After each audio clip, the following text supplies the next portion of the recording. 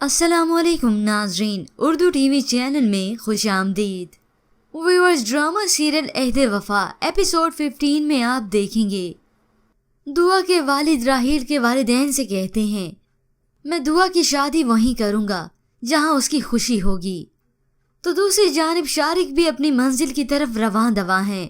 وہ رپورٹنگ کا آغاز پھر سے کر چکا ہے۔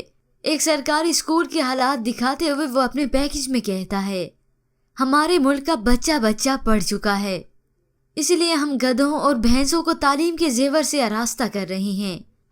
وہاں راحیل تک جب دعا کے والد کا فیصلہ پہنچا تو وہ غصے سے آگ بگولا ہو کر کہتا ہے دعا کے علاوہ مجھے کچھ بھی نہیں چاہیے، مجھے اسے سبق سکھانا ہے، وہ نہ ملی تو تم سوچ بھی نہیں سکتی کہ میں کیا کر جاؤں گا۔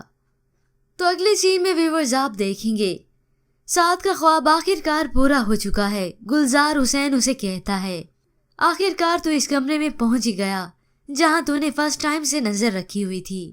سعد مسکراتے ہوئے کہتا ہے نظر رکھی ہوئی تھی اور دل بھی۔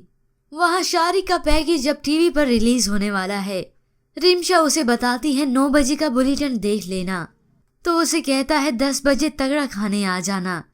ریمشا وہاں پر پہنچی تو وہ مسکراتے ہوئے اسے کہتی ہے تو میری جان ہم نے آپ کے محاورے کو سیریسلی لے لیا نا، لیکن ادھر نیو کمر کی آئی ہے شامت، جتنا کچھ اس نے آرمی والوں کو سنایا اب وہ سب ہمارے گلزار نے نکالنا ہی ہے۔